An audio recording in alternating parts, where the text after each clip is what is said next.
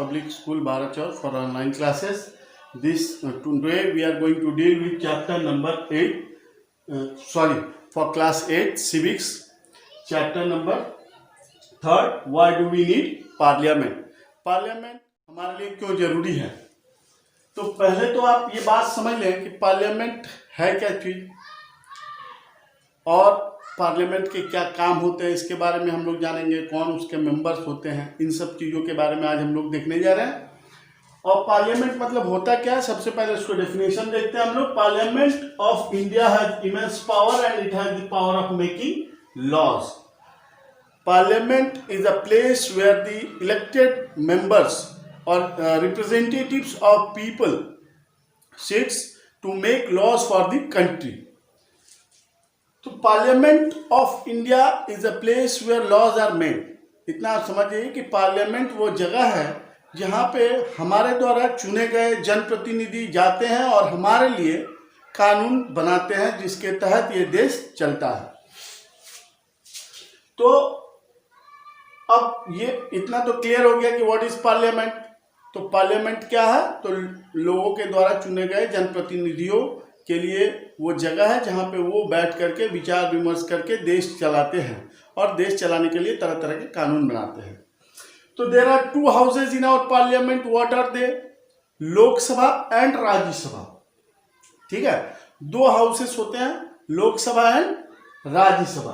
तो ऐसे सुनने में तो आपको बड़ा कौन लग रहा है, राज्यसभा, लेकिन असली में पावर किसके पास होता है? लोकसभा के पास। ठीक है, लोकसभा में कौन जाते हैं? Member of parliament. ठीक है, एंड दे एमपी कौन होते हैं? Member of parliament, representatives of various constituencies. अलग अलग कॉन्स्टिट्यूएंसी से वहां पे लोग चुनकर जाते हैं। अब देखिए कि how many members are there in a Lok Sabha. Lok Sabha में कितने टोटल लोग होते हैं? 545। The number of members in Lok Sabha is 545. 543 members are elected by the people. 543 लोग जो होते हैं वो जनता के द्वारा चुने गए होते हैं। ठीक है, जिन्हें हम हर 5 साल के बाद एक बार चुनाव आता है और चुनते हैं। और 2 Anglo Indians nominated by the president.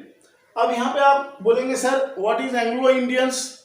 Anglo Indians का मतलब होता है वैसे नागरिक जो भारत की आज़ादी के बाद, जब भारत पहले गुलाम था और बाद में वो आज़ाद हो गए, और जो एंग्लो इंडियंस यहाँ रुक गए, जो विदेशी लोग थे वो यहाँ पे रुक गए, तो उनके लिए उनकी जनसंख्या चूंकि कम है तो वो वोट डाल करके जीत नहीं सकते हैं। इसलिए क्या गया कि 2 members are nominated by the president from Anglo Indian community. ऐसा इसलिए किया गया ताकि उनकी जो जनसंख्या है वो हमारे देश में कम है और उनके हितों की रक्षा के लिए 2 लोगों को 2 एंग्लो इंडियन सीट्स को नॉमिनेटेड कर दिया गया बाय प्रेसिडेंट, ताकि उनकी आवाज को दबाया ना जा सके, उनका भी भला हो सके। अब हम लोग देखेंगे राज्यसभा के बारे में। ठीक है, तो राज्यसभा क्या है? What is Rajya Sabha? तो काउंसिल ऑफ स्टेट। राज्यसभा क्या है? Council of state. How many members are there in Rajya Sabha? Rajya Sabha में टोटल मेंबर्स होते हैं 245। President presided by the vice president.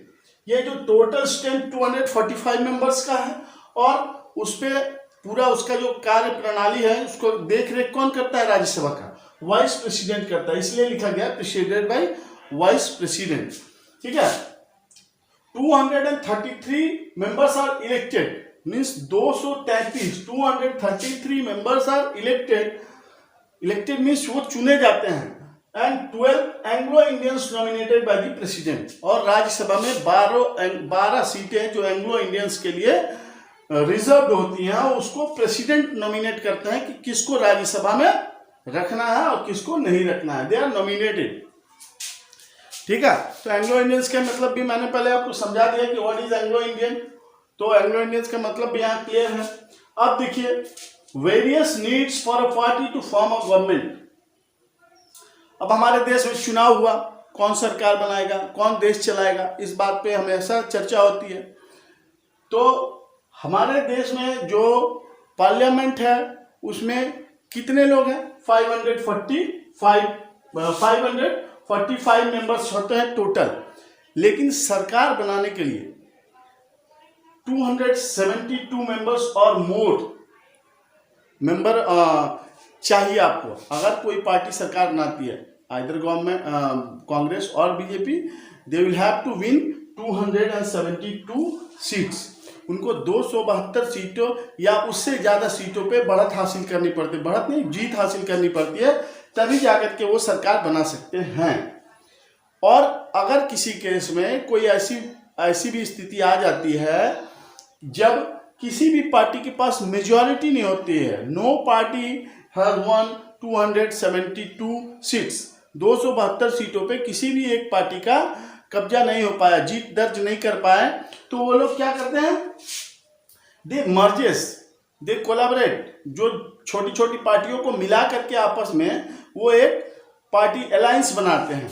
हमारे देश में 2 अलायंस चलता है। कौन कौन से चलता है? यूपीए और एनडीए, ठीक है। एक को कांग्रेस लीड करती है और दूसरे को भारतीय जनता पार्टी लीड करते हैं, और हिंदी में उसको बोलेंगे कांग्रेस के, एनडीए के घटक दल और यूपीए के घटक दल बोला जाता है, ठीक है। मीन जो उसके साथ जो गठबंधन करके हैं। अभी हम लोग ने देखा, अभी उत्तर प्रदेश में जो चुनाव हुआ था, जब जोगी जी हमारे मुख्यमंत्री बने, उस समय 2 पार्टीज, जो 2 पार्टियां थी, वो कोलैबोरेट होकर के, मर्ज करके, एक दूसरे को गठबंधन बना करके आपस में चुनाव लड़ रहे थे, ठीक है। लेकिन फिर भी वो लोग हार गए थे। दैट इज अनदर केस, ठीक है। तो अब हम लोग देखते हैं ये हम लोग क्या क्या जरूरतें हैं हमें सरकार बनाने के लिए, देश चलाने के लिए। तो 272 मेंबर ऑफ पार्लियामेंट हमें चाहिए होते हैं। अगर किसी केस में हमारे पास 272 मेंबर्स नहीं होते हैं तो हम लोग क्या करते हैं? छोटी पार्टियों को आपस में मिला करके एक सरकार बनाते हैं, गठबंधन की सरकार उसे कहा जाता है, ठीक है। तो ये these are the needs for making government in our country, ठीक है। ये यहां तक क्लियर हो गया। अब हम लोग देखते हैं functions of Lok Sabha. Functions of Lok Sabha में होता क्या, करता क्या है? तो सिलेक्ट्स द एग्जीक्यूटिव। लोकसभा क्या करता है? एग्जीक्यूटिव सिलेक्ट करता है, ठीक है। अब एग्जीक्यूटिव होते क्या है? Executive is a group of people who work together to implement the law, ठीक है। एग्जीक्यूटिव लोगों का एक समूह है जो लॉ एंड ऑर्डर जो पार्लियामेंट बनाता है उसको वो लोग पूरे देश में लागू करते हैं। They are known as executives. मैंने लिखा है यहाँ पे कि executive is a group of people who work together to implement the laws, ठीक है। अब एग्जीक्यूटिव जो यहाँ पे हमारा क्लियर हो गया कि लोकसभा के फंक्शन में क्या होता है। लोकसभा करता क्या है? दे सिलेक्ट द एग्जीक्यूटिव, उन लोगों का चयन करती है जो कानून व्यवस्था को पूरे देश में लागू करते हैं, जिस कानून को लोकसभा पारित करती है या लोकसभा बनाती है फॉर द होल कंट्री। अब एग्जीक्यूटिव आगे क्या करते हैं? एग्जीक्यूटिव में हम लोग एग्जीक्यूटिव का मतलब तो समझ गए। अब एग्जीक्यूटिव्स में होते कौन कौन है, उसमें कौन कौन से लोग होते हैं? तो ब्रांच कंसिस्ट, एग्जीक्यूटिव में जो ब्रांच है जो सिलेक्ट करते हैं लोगों को, वो कौन होते हैं?